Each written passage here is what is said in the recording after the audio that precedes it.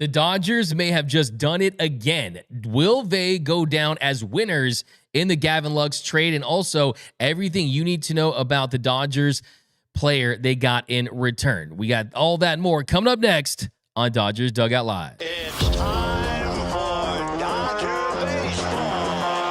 Welcome to Dodger Stadium. This is the golden age of Dodger baseball. The Dodgers are building a dynasty. You guys wanted a parade? We got a parade! The Dodgers punch back and head to the championship series. Tony starts the 50-50 club. Mookie Magic. Freeman hits the ball to right field. She is gone! Start the party, Los Angeles. Your Dodgers have won the World Series. Think blue, bleed blue, and I'm out.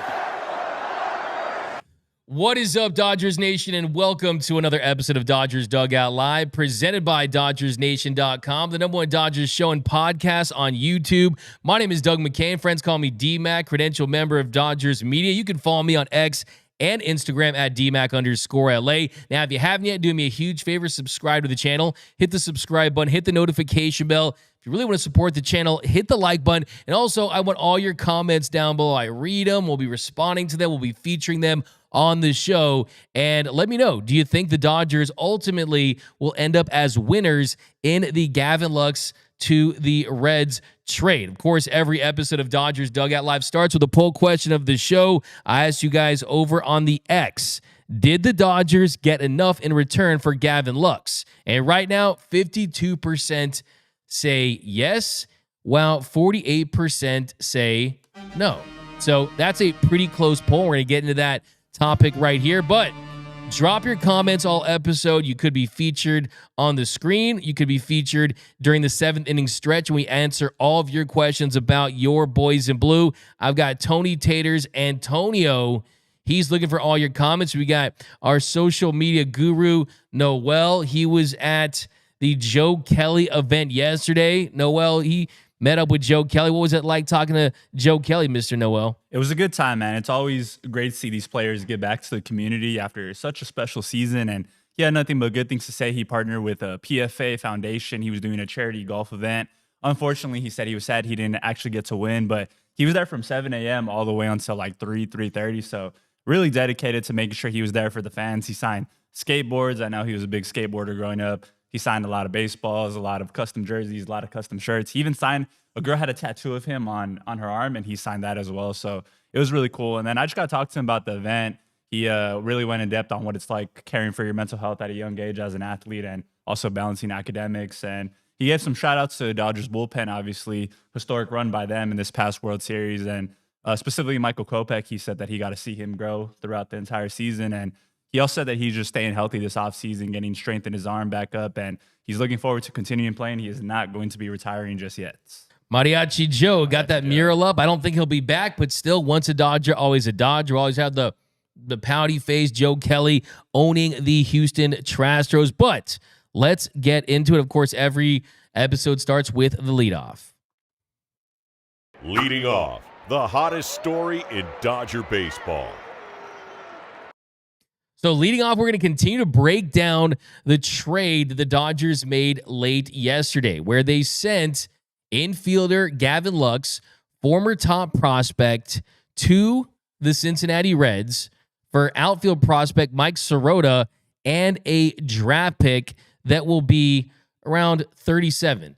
And you look at this pick as a whole. I've seen Dodgers fans out there saying, oh, they gave Gavin Lux away for a bag of peanuts, a bag of balls, a bag of chips, a better parking space, acted like they just gave him away. Well, you look at Gavin Lux and the season that he had for the Dodgers, and yes, it was a tale of two halves. He struggled at the beginning of the season, hit 213, had a 60 weighted runs created plus, was 40% below league average through his first 78 games of the year. From a numbers standpoint, you need to know that those are numbers that rank towards the bottom of the sport during that stretch. There was a period in time last year where it looked like Gavin Lux was going to be optioned to the minor leagues. Then he turned things around the second half. He hit 304, had a 52 2% above league average performance, had a 152 weighted runs created plus in his final 61 games. He had 23 of his 36 extra base hits over the last 2.5 months of the season. He woke up. He really got things together in a massive way. He was struggling, and then he turned things around, and he saved his season. But the reason why the Dodgers ultimately traded Gavin Lux was because, one, he only plays one position.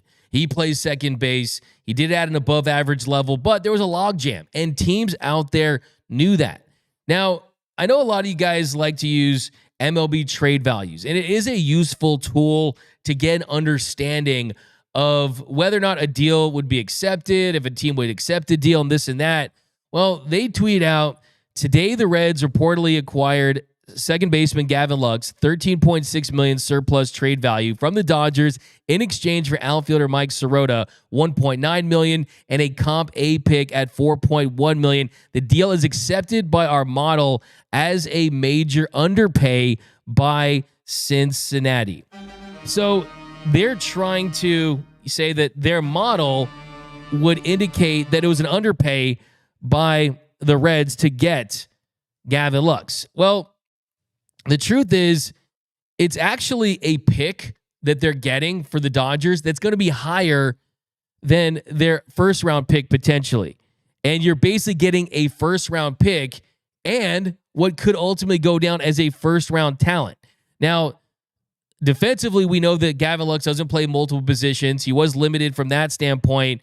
He was exactly league average from start to finish in 2024. So even though he did have those high heights where he was a top 13 hitter down the stretch, those lows were so low that it was pretty much a miracle to get his league average to 100. And that's where he ended up for the season. But this is a trade that I'm telling you could end up as a steal for the Los Angeles Dodgers for a couple of different reasons. One, sure, you are not getting a player in return that's going to help you win this season, but you are getting potentially something that's more valuable than that based on their current roster, because there's no one that they were going to get in return that would make sense at any position, right? There was some talk that maybe you could trade him for a Luis Robert Jr. That wasn't going to happen. I'm here to tell you that. There was some talk that maybe you get him for Devin Williams and you get a reliever in return. They tried that. Clearly, teams didn't value Gavin Lux like they had hoped. So you were not going to get a big league-ready player. So the next best thing to do is replenish your farm system, because one of the prices of becoming a good team, one of the prices of being a championship contender is you're not picking high in the draft, is your farm system starts to suffer. And the truth is, the Dodgers just couldn't have done that much better than the Reds' number 14th overall prospect and a top 40 draft pick. Teams out there knew the Dodgers had a logjam in the infield. And look, some teams, they consider a draft pick to be worth $9 or $10 million, not $4 million like MLB Trade Values is viewing it, because of what that player could get. Let's be honest here. What the Dodgers can do with a pick in that round is better than what most teams can do. They did a survey for Baseball America asking teams which team in Major League Baseball is the best when it comes to scouting talent. Which organization is the best at identifying talent? They interviewed scouts all around America, and 83% said that it was the Dodgers. The Dodgers were number one. The second closest was the Padres at 63%. They also were asked which organizations are the most scout friendly. Who was first? It was the Dodgers at 81%.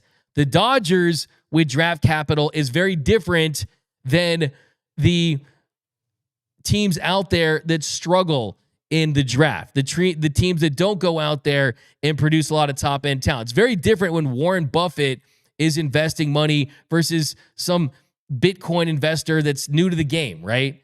There's a reason why the Dodgers have had success in the later rounds, is because they can identify talent. Just look at their current roster. Will Smith, 32nd pick in the first round. He was a compensatory pick. Michael Bush, 31st pick in 2019. They grew him. They traded him. He turned into Jackson Ferris, who's their top prospect right now as a pitcher in the organization. Then most recently, Dalton Rushing. They picked him up in the second round, the 40th overall pick in the 2022 draft. He is their top prospect. He's going to get an opportunity to play for this organization. Teams have wanted Dalton Rushing in big packages for major players in this past year. The Dodgers saying, nope, you're not touching this guy. We drafted him. We developed him. We believe in him. We think he's going to help us. So the Dodgers, with that pick, can make something happen. And then on top of that, I think you frame it as this. The Dodgers get a draft pick that they typically would not have. They forfeited one that they signed when they signed Shohei Ohtani, so they forfeited the pick last year because, of course, he was extended the qualifying offer with the Angels. And they also get a prospect in return that they originally drafted out of high school in 2021.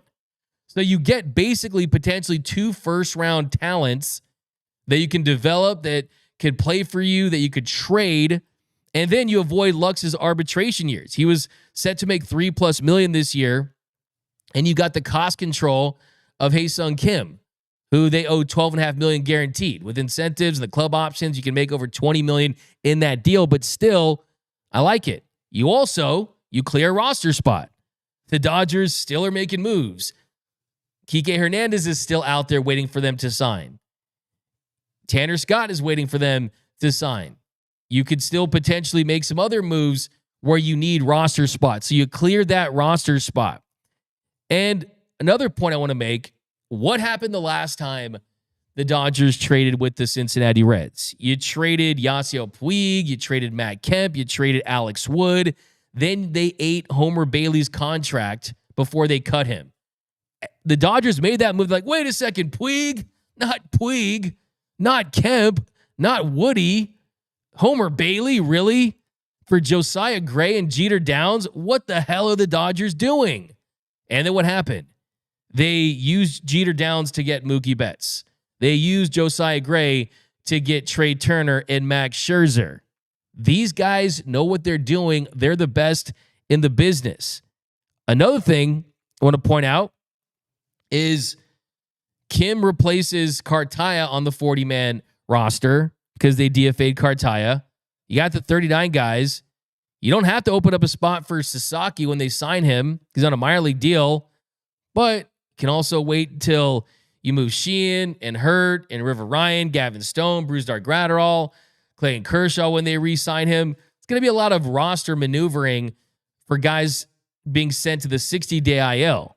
So from a roster standpoint, they're going to have some flexibility now. Guys going to the 60-day IL, you free the roster spot with Gavin Lux, and it could potentially open up a spot. I had a lot of you guys hitting me up yesterday. D-Max, does this mean Arenado is going to happen? I wouldn't go as far as to say that, because I do think that someone that I talked to yesterday, what they told me is kind of the big holdup is they're not as high on Arenado, right? And then two, it's kind of one of those things where they know that Max Muncy's so invaluable to this team.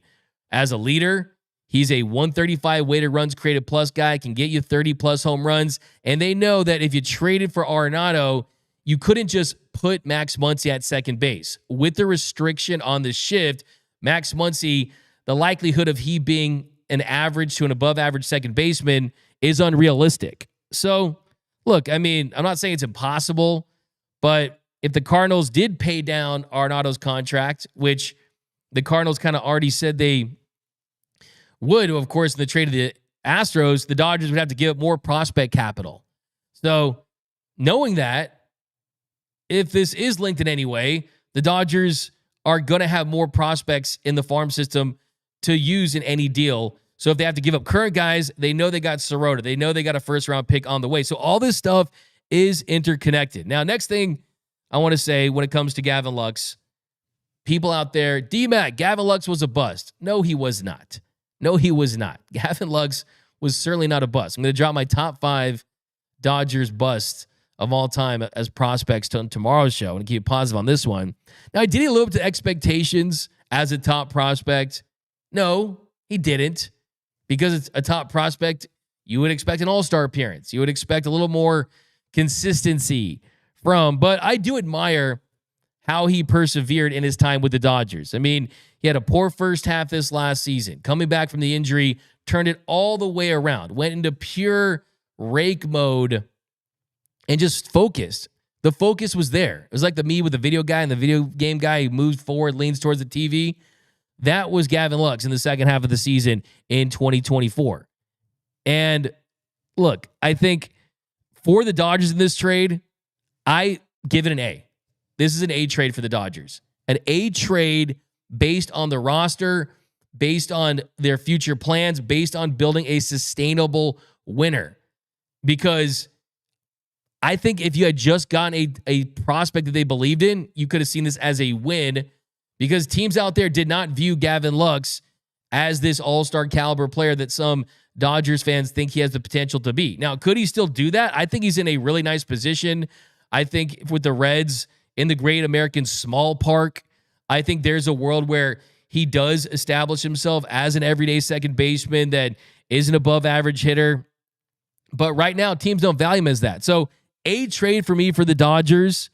Now, let's get into some of your reactions, because we're doing a little designated Twitter, because it was mixed. It was mixed. There were a lot of Dodgers fans that did not love this move. There were some Dodgers fans that I think love this move a little too much, a little spitefully, I guess. But hey, it's how it goes down in this day and age in Major League Baseball because of the talent level that you got. But let's run some designated Twitter and let's get right into it. So play that designated Twitter screen here. Designated Twitter, the best of Dodgers social media. So the first one we got here, this comes from, let's do Dusty Baker. Says, Gavin Lux needed a change of scenery. The pressure of being a top prospect clearly played a role in his production in LA, and the torn ACL was a hard part of his journey with the Dodgers. The Reds just got a player with quite a bit of promise, and I'm curious to see how he does closer to his homeland. Yeah, that's a good point right there. That's a good point right there. I mean, just being closer to home, Midwest dude, a guy that from Kenosha, Wisconsin, less pressure. I'm excited to see what he can do. I reached out to Gavin Lux and told him that I thought he was going to kill it in Cincinnati, and I think that's kind of what he has to have as a mindset. Next one comes from Mike over on the X. Says, Gavin Lux being traded means I'm not going to get to hear the new Jello song as any Dodgers walk-up music. That's a fire take. Are you going to hear that Jello song? No. Here, come on, let's see. This is Noise by Noel's favorite song. I'm a swerve in that corner. Whoa. That's a banger. That's a funny way, because Gavin Lux, he would have been the one to play it. He would have been the one. Gavin Lux played Not Like Us. Yep. Gavin Lux did the Soak City. So is that the left? Do it right. Yeah, do it. Yeah. No, Gavin Lux has had some bangers, man. And I remember too, when I asked Gavin Lux, when I asked Gavin Lux about his ultimate go-to song to get hyped, and he told me it was T Grizzly, First Day Out. A classic. T Grizzly, First Day Out. The real ones do know. So that was his song. So yeah, Gavin Lux has always been a big music dude. So I like that one. Next one comes from, who else we got here? We got sports cards, report cards.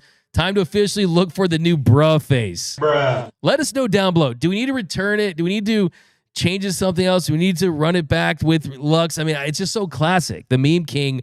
This comes from our friend Bruce Kuhn. Says, Gavin Lux didn't have a clear spot on the team moving forward. I still think Mookie should be at second base instead of shortstop, but we'll see if that happens now or not.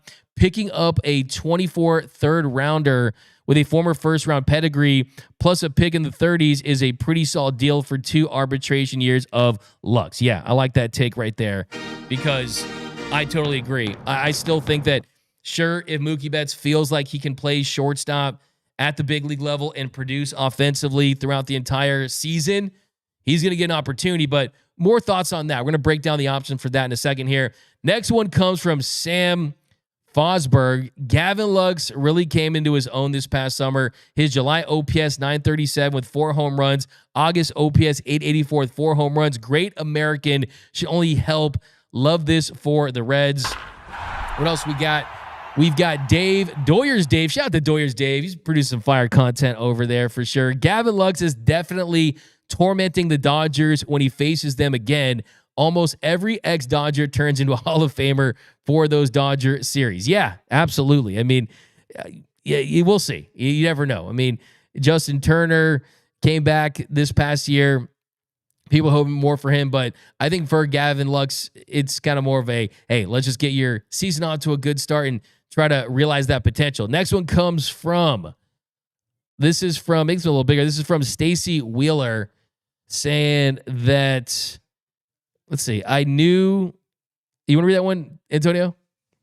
Yeah, for sure. So I knew a trade was in the cards for Gavin Lux when the Dodgers signed Sung Kim, but it's bittersweet nonetheless. They don't need to sign Kike, or they need to lose 2 important members of the memes. I meme teen. Hey, Sung Kim. Yeah, we'll talk about what this means for him as well. And next one comes from, last one here. We've got Cody. Gavin Lux ended his Dodgers tenure as a 2-time World Series champion and hit the game-tying sac fly in Game 5 of the World Series. He also carried the Dodgers on his back for a bit in the second half. Calling him a bust is not true. It is just engagement farming. Best of luck, number 9 in Cincinnati. Yeah, absolutely. Calling him a bust is just it's not true. You're right, absolutely right. And look, the fact that we're going to do a top 5 moments for Gavin Lux with the Dodgers lets you know that the fact that you had 5 moments to even talk about is definitely something promising. I mean, there's other guys you can point to that we're going to talk to you about in a little bit. I mean, Grant Holmes comes to mind. I mean, Cody Hosey still hasn't kind of gotten to where you wanted him to be. Jaron Kendall, 2017, in the first round pick. I mean, there's a lot of names you can kind of talk about. Gavin Lux certainly is not a bust. Now, coming up next, we're going to get to know Mike Sirota on a deeper level. I got 10 things you need to know about who the Dodgers got in return. Mike Sirota is actually going to be on the show on Friday. That should be exciting. But coming up next, 10 things you need to know about the newest Dodger, Mike Sirota. That's coming up next on Dodgers Dugout Live. What up, Dodgers Nation? D-Mac here to remind you that if you have not yet, be sure to subscribe to the Dodgers Dugout Live podcast. You can find it wherever you get your podcast. So if you want to listen to the show in audio form, when you're driving to Dodger Stadium, when you're driving from Dodger Stadium, when you're commuting to work, wherever it is, you definitely want to lock into the podcast. We're going to start featuring some podcast exclusives, interviews. So definitely, even if you do watch the show daily on YouTube, be sure to subscribe to the Dodgers Dugout Live podcast wherever your podcast. So be sure to do that. It really supports the channel. And as always, think blue, bleed blue, and I'm out.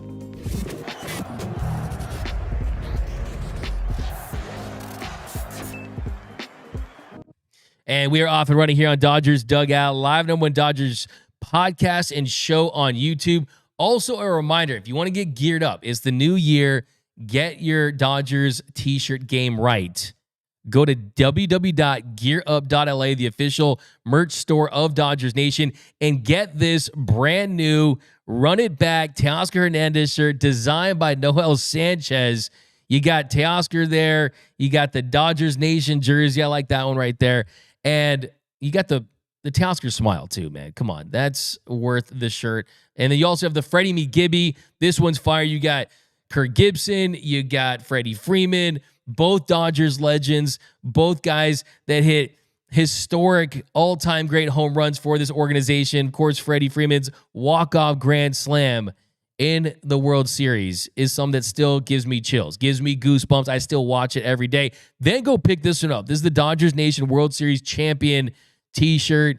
Definitely got the piece of metal right there. Got the Dodgers Nation logo. Got all colors. Go to gearup.la. Get merched up. You also got the Kike We Don't Give a F t-shirt. Lots of fresh Dodgers gear over at gearup.la. All right, so we're going to switch gears and we're going to focus on what the Dodgers got in return. Because the more I dove into this prospect, the more I got excited, the more I liked when I was looking into the newest Dodger, Mike Sirota. By the way, like I said, he's going to be on the show on Friday. Excited to have him.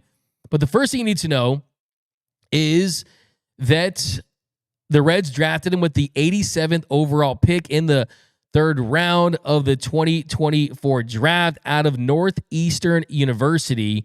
He's 6'3", he's an outfielder, and he is someone that could have been a first-round pick. For a long time, scouts, prospect gurus, draftniks, they all had him going in the first round. Did not have his best final year at Northeastern. The power numbers were down just a little bit, and that's why he slipped into the third round. But you could view him as a first-round talent. That's the kind of ceiling this guy has. That's the kind of tools that he has. Second thing you need to know, the second thing you need to know about Mike Sirota, and probably the coolest thing about Mike Sirota, is that his grand uncle is Hall of Famer Whitey Ford. His grand uncle is Whitey Ford.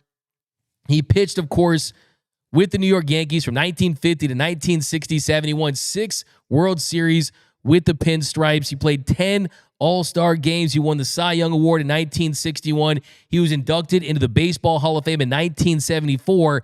And he also has his number 16 retired by the Yankees.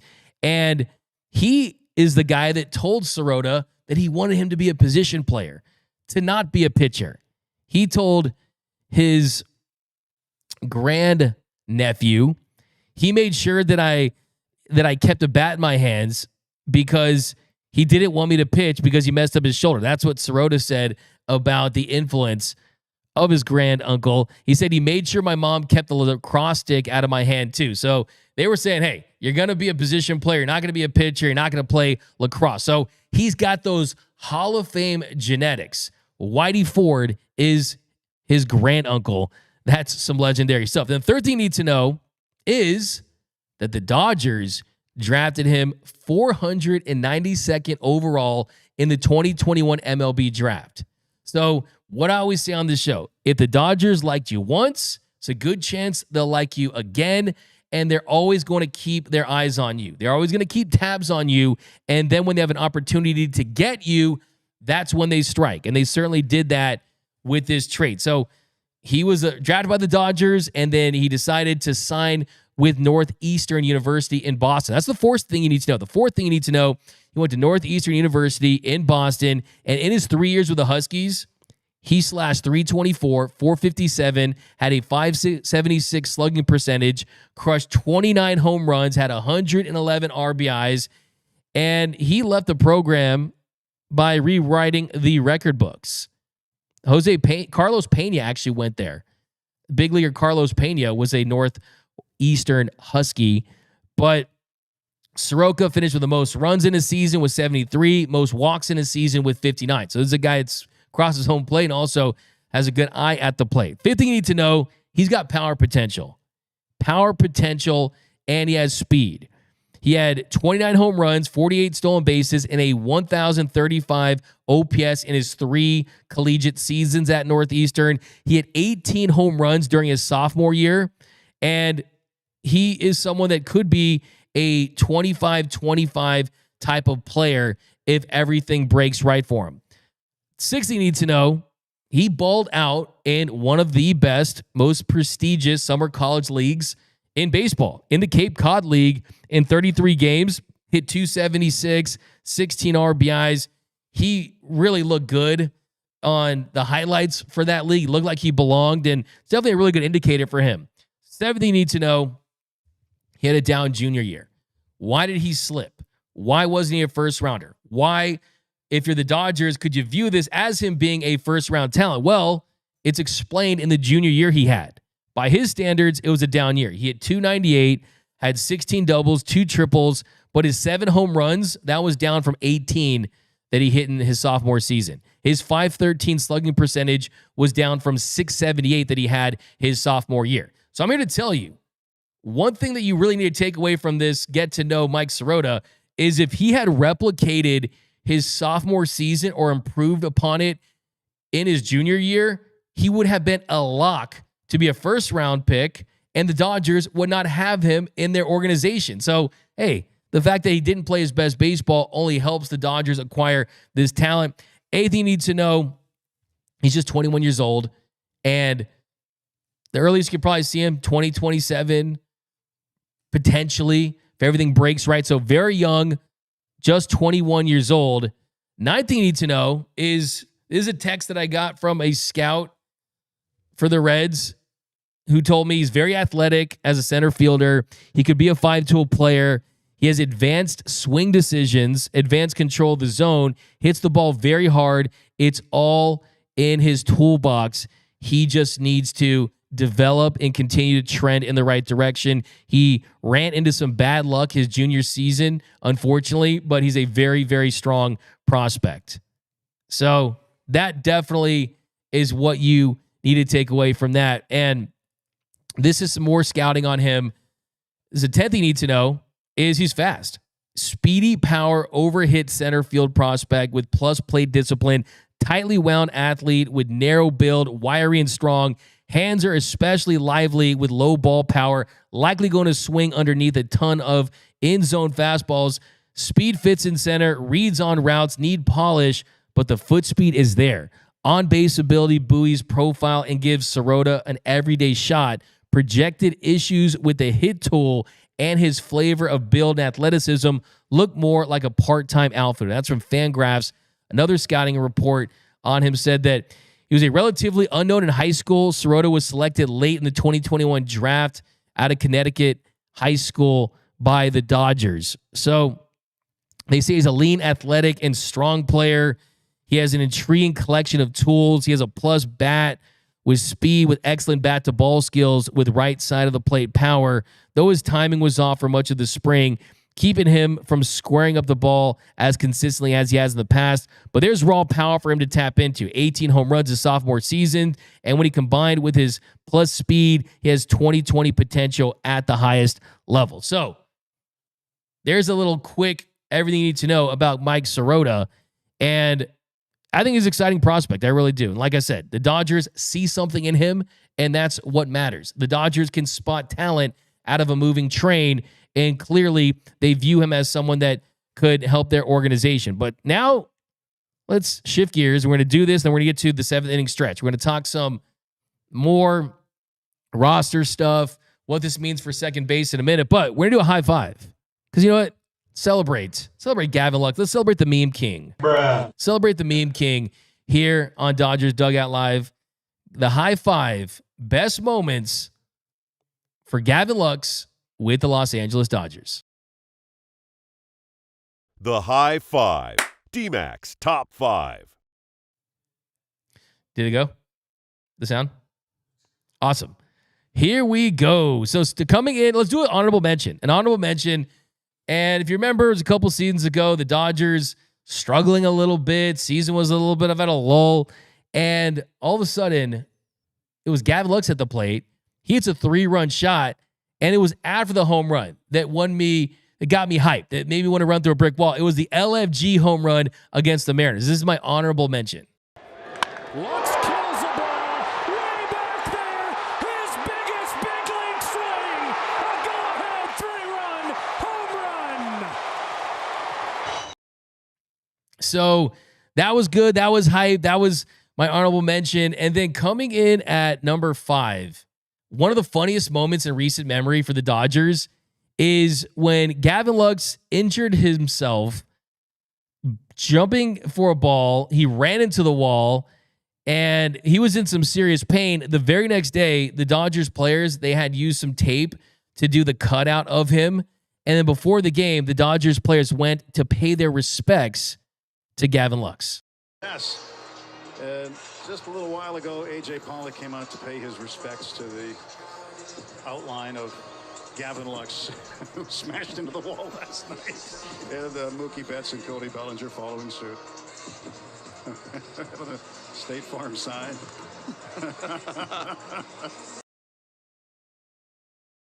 Like a good neighbor, State Farm is there. And that State Farm wall mat was there to take some of the blow. Was the wall okay? Because he came into that really hard. Then coming in At number 4, underrated, very underrated part of the postseason. If the Dodgers lose game 1, I truly believe there's a good chance they got swept, that they would have gotten swept by the San Diego Padres, and they would not have won the World Series. And to make matters worse, the Padres would have won the World Series. There's a parallel universe where I think the Padres win the Fall Classic, but then again, it's the Padres. Something would have gone wrong, but still. Number 4, NLDS Game 1, Dodgers down 3-0. Will Smith draws a walk. Then Gavin Lux singles to center. Then a few batters later, Shohei Ohtani hits a 3-run home run. So without that single, do we get Shohei Ohtani's first ever home run in the postseason? First postseason home run as a Dodger. That tied the game, that bomb off of Dylan Cease. Dodgers ultimately win that one 7-5. And I do think that was such an impactful moment because you know how it is in the postseason. Dodgers trail early. Everything gets nervous. It gets tight in there. And then they don't respond. So I give him credit for that one. Then coming in at number 3, at 21 years of age, he was 21 years and 314 days. Gavin Lux became the youngest player all time to hit a pinch hit home run in the playoffs. He was the second youngest player to homer in his first plate appearance in the playoffs, behind just Brian McKain. And he was the youngest Dodger to hit a home run in the playoffs. For Gavin Lux in 2019. In the air to right. Eaton goes back. He's got no chance at this one. The 21-year-old just went deep in his first postseason AB. Gavin Lux rocking the 48. That's how you know it was young Lux. By the way, before that, before Gavin Lux had hit that home run, the youngest Dodger to go deep fly in the postseason was Cody Bellinger, who did it against the D-backs in the 2022 NLDS. And before that, it was Corey Seager. So a lot of those young Dodgers stars getting postseason home runs. And then coming in at number 1. Yeah, let's do number 1. Let's do number 1. Number 1 has to be the World Series sac fly. The sac fly in the World Series, just an incredible moment for him. Great at bat, bases loaded, no outs. The Dodgers, they're down 6-5 at the time. In that inning, Will Smith flied to right. Lux takes that. Or actually, you know what? That's number 1, right? Let's go number 2. I think we skipped number 2. Let's go number 2. Number 2 is World Series Game 1.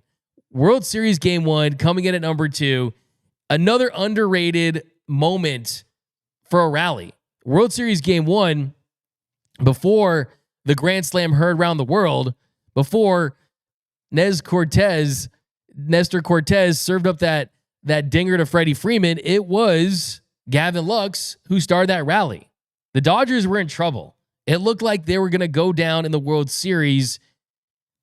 Things could have gone another direction. Instead, in that inning, Will Smith, he flied to right. Then Gavin Lux, really nice at bat off Cousins. He draws a 5-pitch walk. And then Tommy Edman reached on an infield single. Chris Taylor actually came in to pinch run for Gavin Lux.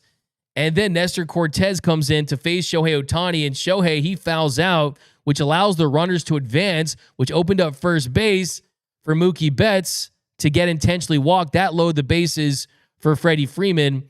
And then, of course, the rest is history. Freddie Freeman crushes that grand slam. And then coming in at number 1, it's got to be the sac fly. Sac fly in Game 5. Gavin Lux ties it up. 3-2 count. Really good at bat. Kept it off the ground off of Weaver, the best reliever for the Yankees. That scored Kike Hernandez. That ties things at 6. Later in the inning, Mookie Betts would put the Dodgers on top with another sac fly. And I think what really stood out to me is the reason what made that World Series run so special was the fact that you had different guys stepping up in big moments, was the fact that it wasn't just Shohei and Mookie and Freddie. Yes, those guys are big, but it was Kike. It was Max Muncy in the NLCS. It was Teoscar Hernandez in that same game. It was Gavin Lux, who will always go down in history. Every time you watch Game 5, which you're going to do for the remainder of your lifetime, what you're going to do until the end of time as a Dodgers fan, you're going to say, all right, there you go, Gavin Lux. Give me that sac fly, tie things up. So those are his top 5 moments as a Dodger. Just to recap. Coming in at 5, NLDS Game 1, drawing that walk to set up Shohei Ohtani's 3-run shot off Dylan Cease. 4, I got the Lux wall tap just because that was hilarious. 3, youngest player in Dodgers history to hit a postseason home run at 21 years old, 314 days. 2, World Series Game 1, drawing that 5-pitch walk. I mean, without that walk, do we have the greatest moment potentially in Dodgers history? You can honestly say that Gavin Lux had a hand in the greatest moment in Dodgers history, in the first postseason home run for someone who could go down as the greatest player in Dodgers history in Shohei Ohtani, and a sac fly in one of the most memorable comebacks in Dodgers history. So Gavin Lux had his fingerprints all over this postseason, but those are the 5 top moments for Gavin Lux in his time with the Los Angeles Dodgers. I'll be rooting for him against every team except the Dodgers. But now let's open it up to the 7th inning stretch where we answer all of your questions about all things Dodger baseball. 7th inning stretch.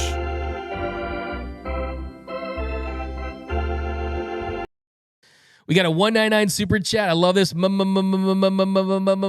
Sirota.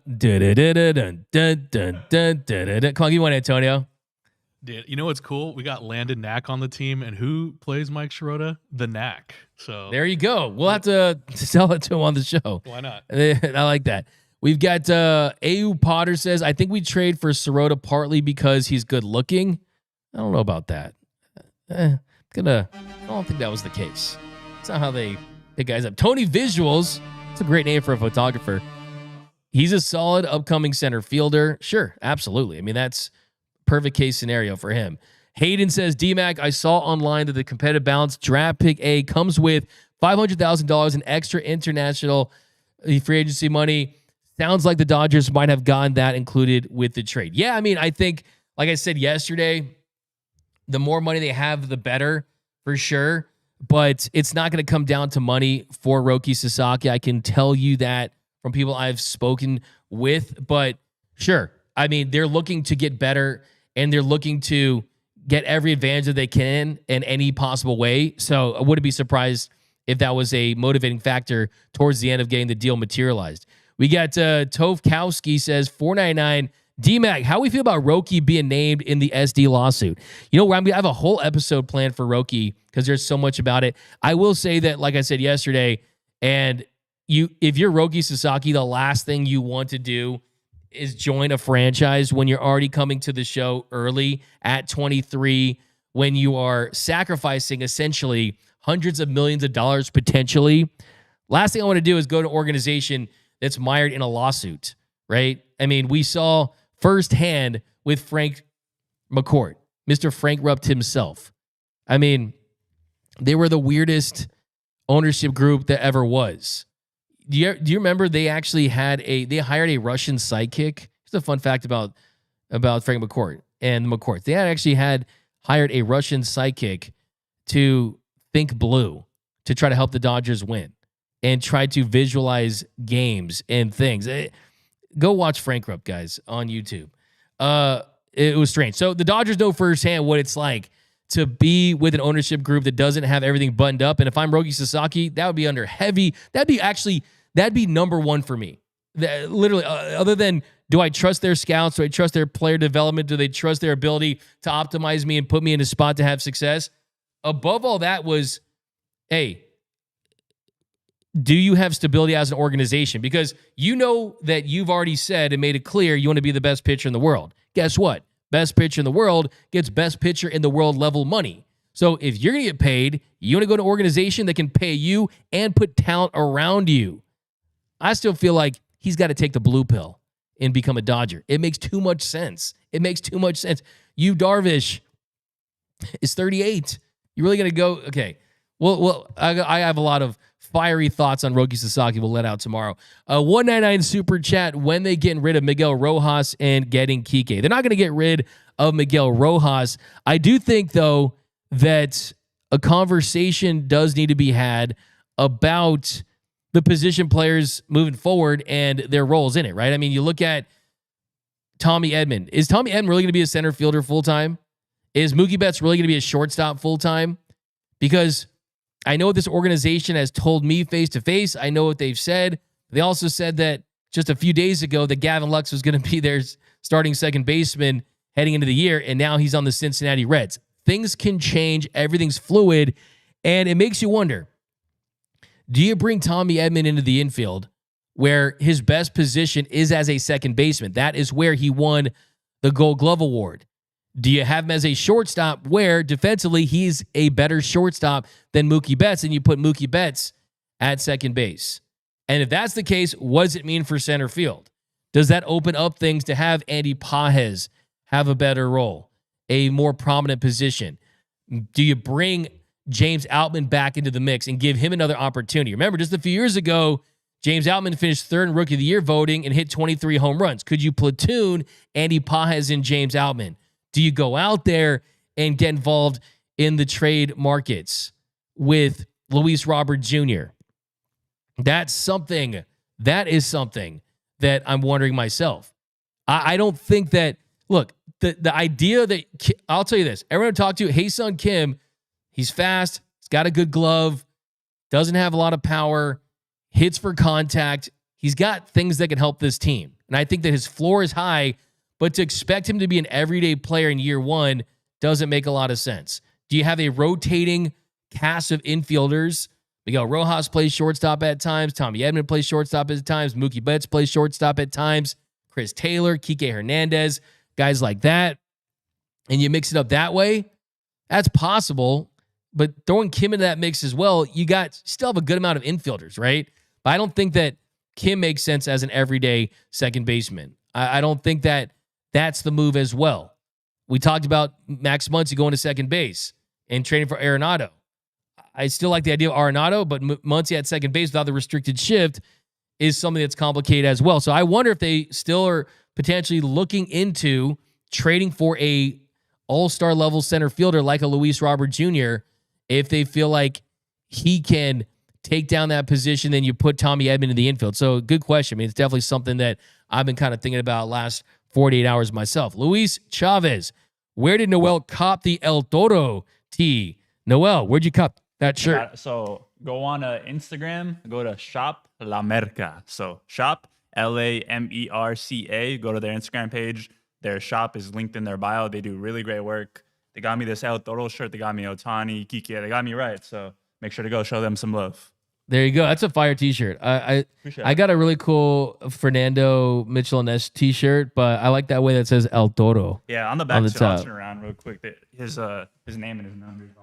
Oh, yeah, you got the front to back action. That takes you to a whole nother level. It does. So, That really does. It's basically a jersey shirt now. Okay, here we go. Not a paid sponsor, I promise. By the way, this is Travis Matthews. No one asked me, but whatever.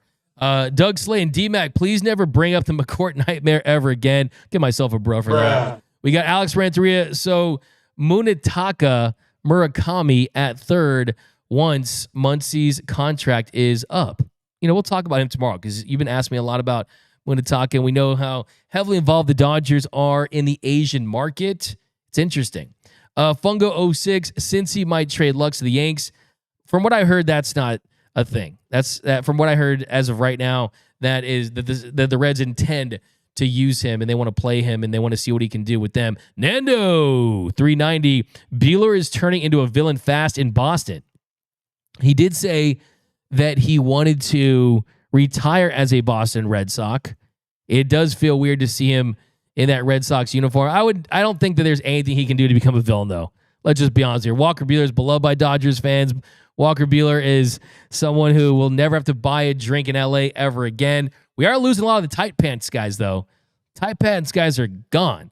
Lux, Buehler, a lot of the tight pants bros are out. Who else? I mean, yeah, man. Bruiser was pretty tight. Chill out, man.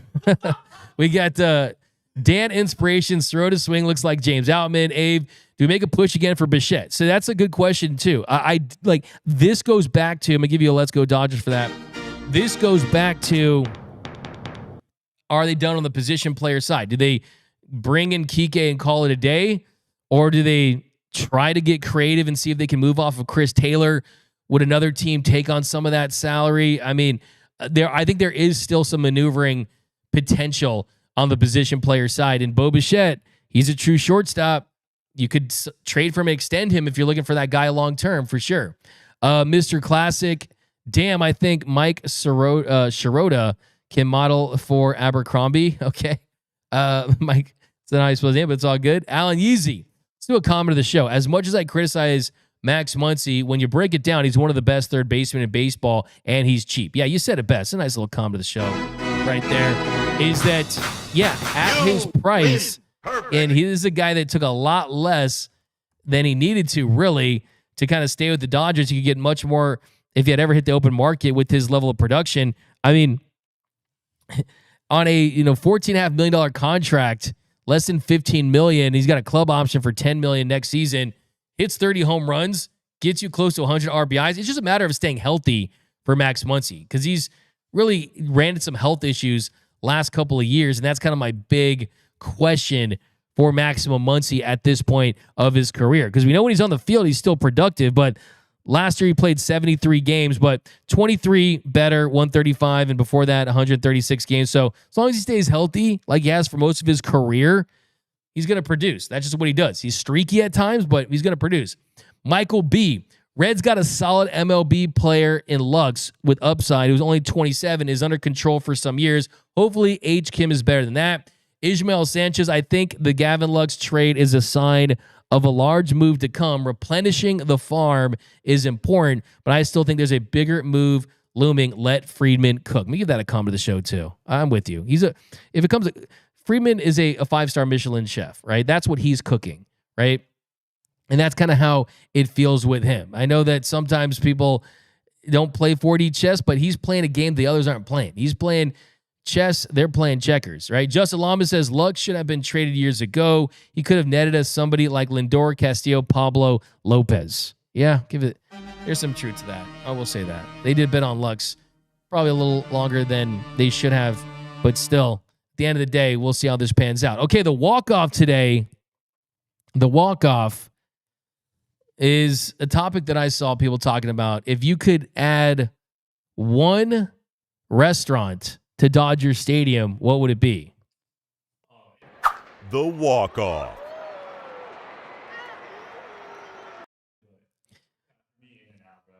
So Noel says In-N-Out. Here's what I'll say about that. And of course, In-N-Out's fire. How do you guys order your In-N-Out? Me, double, chopped chilies, animal style. Sometimes I'll get the animal style fries and I'll put it in the burger. You know what I mean? I'll go crazy with it. Chilies, because I've always just bit the chili and like put the juice on. Uh-huh. But my friend put me on to chopped chilies. Chopped chilies goes hard. I mean, I can't have one without it. But the thing about In-N-Out is this. When have you ever seen an In-N-Out without a drive-thru? There's only There used to be one in San Fernando. They expanded it, but it was just a little. You walk up there, you're like, "Hola, por favor, me das un double." But the part of the reason why they do the drive-thru is so they can have the quality, so they can like manage it. And so it kind of makes you wonder. In-N-Out's the obvious choice, though. In-N-Out would crack. It's so much better than Shake Shack. I don't think there's any comparison there. I remember back in the day on the field level, they had Yoshinoya, and that was the hack.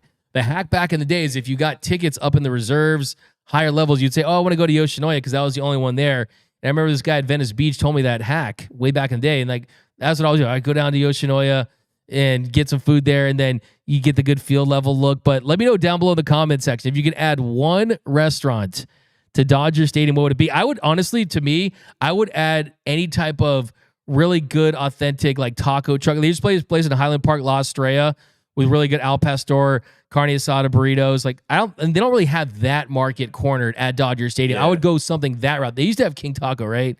Yeah. Back in the day, or no, I mean, but you could bring them in. You could bring your own stuff in. So, but that's what I would go. I would find something that was like super fire from that standpoint. In-N-Out though, geez, imagine the line. Can you imagine the line at In-N-Out is already the longest line ever. But like you said, because of the drive-through, you would get your double by like the 8th inning. You would, You would order it at the beginning of the game and you would come back. They would have it like Disneyland where you put it on the app and you order through your phone. Yeah. All right, what would you choose, Antonio?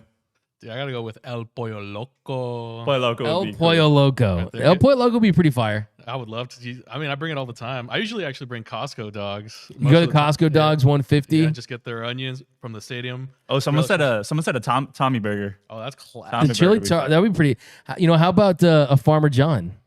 They said- Oh, they no, it's said funny. they said Dodger Stadium bathrooms ain't ready for Tommy's. I think that's literally a fire. Oh, they said, DMAC, we know you want a torta place. That's For the thing. sure. That's okay. Like, For that's sure. give me the best torta place in Los Angeles. Put it at Dodger Stadium because nothing better than a juicy, delicious torta and having that at Dodger Stadium with a beer, with the Modelo, enjoying Dodger baseball. I can't imagine anything better than that. But let's read some more. Panda Express from KKB. Mike Saldana says Louisiana fried chicken. Have you guys ever had tacos Gavilan? Oh, I love tacos. Yeah, Gavilan. there's one by my pad. I've actually never tried it, but I heard it's really good. It's like a taco truck, but like drive-through style. I like it. I like good. it. They got really good. Andre says Astro Burger. Hell no, they're gonna open anything called Astro at Dodger Wait, Stadium. hold on. Wait, all right, but like I get that, but there's an Astro Burger, but my house is pretty good. I don't It's care. pretty Change good. the name to Dodger Burger then if you want to be at Dodger Stadium. Starvey says Pinches Tacos at the Santa Monica. Yeah, Pinches Tacos is really good. There's one at Pinches Tacos. What? Pinches Tacos is good. Why are you guys laughing? They got you. Don't say it again. Don't No, say it again. Pinches Tacos. It's a real place. Don't say There's it. one on Sunset Boulevard. I got the enchiladas there. Pinches Tacos is fire. Look it up. Go look it up. No, you guys are trying to do me dirty. Stop. It's a real place. Oh, they said, all right, low key. If they put a Chick-fil-A in Dodger Stadium, that would be a crazy. Chick-fil-A line, would too. be crazy. Chick-fil-A That'd be an alumni. insane line. Chick- I'm a Chick-fil-A alumni, guys. He's Chick-fil-A alumni. He's a Pollo Loco alumni. I am. I'm Cheesecake Factory alumni from way back in the day. First job after college was a host at the Cheesecake Factory. Long menu. We got anywhere it goes. We got King Taco. Got Dodger Stadium toilet. Oh, come on now. But that's gonna do it, guys. Chipotle would slap. I don't know. Tito's Taco. Anything else stands out? Having a Chipotle bowl during the game, that would fill you up. Why some say DMAC lives in Hollywood? I don't know why. It's close to Dodger Stadium, actually. It's pretty close. I'm like 15 minutes from the stadium. Raising Canes, Houston. Okay, guys. But that is going to do it for this episode of Dodgers Dugout Live. My name is Doug McKain. You can follow me on X and Instagram at DMAC_LA. If you haven't yet, subscribe to the channel, hit the notification bell, hit the like button, drop all your comments down below. Also, remember, nothing brings us together quite like Dodger baseball.